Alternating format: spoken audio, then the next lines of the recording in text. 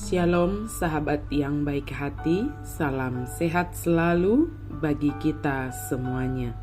Marilah kita bersatu di dalam doa. Kasih karunia dan damai sejahtera dari Allah Bapa dan dari anaknya Tuhan Yesus Kristus kiranya menyertai kamu sekalian. Amin. Firman Tuhan bagi kita pada hari ini tertulis dalam kitab Yehezkiel pasal 34 ayat 23. Aku akan mengangkat satu orang gembala atas mereka yang akan menggembalakannya, yaitu Daud hambaku. Dia akan menggembalakan mereka dan menjadi gembalanya. Jala au patidako dinasida sada parmahan asa ibana marmahan nasida imana posokku si David ibana ma marmahan nasida jala ibana gabe parmahan dinasida. Allah mengangkat gembala atas umatnya. Kalau kita baca satu pasal ini, Yehezkiel pasal 34 ini, kita akan melihat bagaimana kitab Yehezkiel menggambarkan ada gembala yang jahat dan ada gembala yang akan diangkat oleh Allah, yaitu gembala yang baik. Gembala yang jahat tidak saja mementingkan diri sendiri, tetapi dia juga merusak. Seorang hamba Tuhan yang membuat situasi membingungkan bagi orang lain dengan menimbulkan ketakutan yang tidak perlu, mengajarkan ide-ide yang keliru, dan bertindak dengan penuh dosa, merusak makanan rohani kawanan gembalaannya. Berbeda dengan gembala-gembala yang jahat dari umat Allah masa kini. Allah akan mengutus seorang gembala. Dan dalam hal ini dikatakan Allah mengutus Daud hambanya menjadi gembala atas umat Israel. Dan kalau kita lihat, gembala yang baik itu adalah Yesus Kristus sendiri.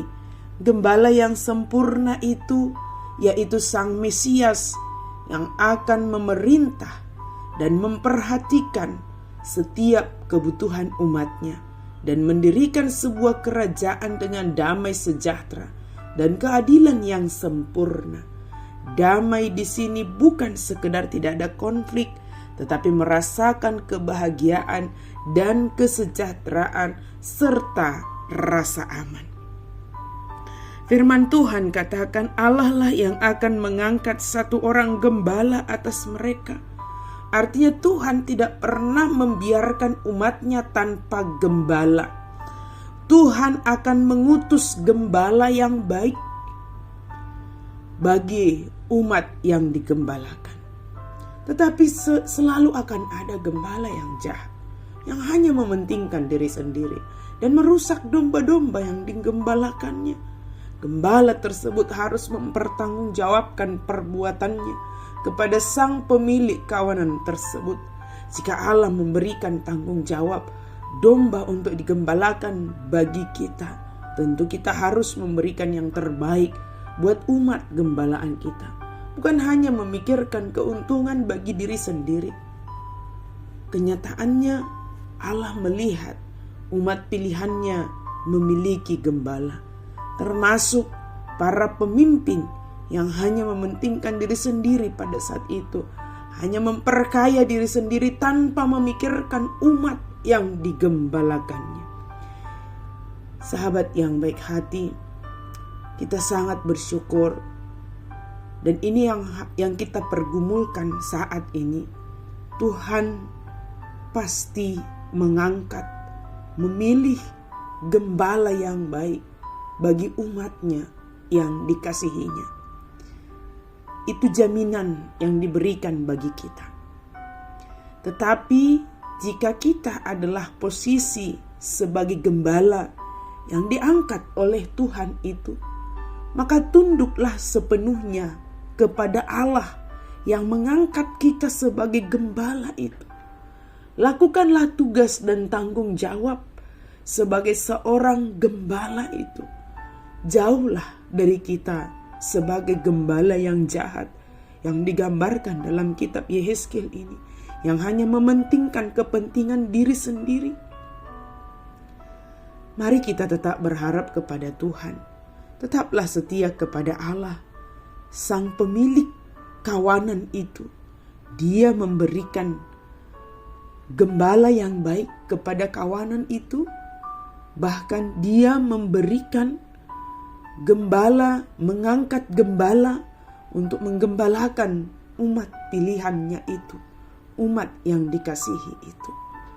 Yesus adalah gembala yang baik, dan memang dialah gembala kita yang sungguh sangat baik. Jika dunia ini banyak memengaruhi gembala dan para pemimpin menjadi berlaku sesuai dengan kehendaknya, tidak demikian dengan Yesus yang kita sembah. Yesus adalah gembala yang menuntun kita setiap langkah kita hingga kita dapat mendapatkan apa yang kita butuhkan. Dia menyediakannya bagi kita. Yesus adalah gembala yang baik yang memberi keselamatan bagi kita dan senantiasa memelihara kehidupan kita. Sahabat yang baik hati, mari tetap berada dalam kawanan di mana Yesus sebagai gembala yang baik, tetap setia sebagai umat yang digembalakan, percaya kepada Yesus sepenuhnya. Jika kepada kita diberikan tanggung jawab itu, mari kita teladani Yesus sebagai gembala yang baik yang mementingkan umat gembalaannya. Tuhan menolong kita. Mari kita berdoa. Terima kasih Tuhan untuk firman-Mu. Kami sungguh bersyukur Tuhan, Engkau mengangkat gembala bagi kami. Dan Engkau, Yesus Kristus, adalah gembala yang baik bagi kami. Dalam pergumulan kami di tengah-tengah gereja-Mu, biarlah Engkau memberikan para gembala yang baik, yang senantiasa melakukan tugas dan tanggung jawabnya dengan baik. Dan ketika kami menyadari diri kami sebagai umat gembalaan-Mu, biarlah kami tunduk dan taat sepenuhnya kepada-Mu. Dalam nama Yesus kami berdoa dan bersyukur. Amin.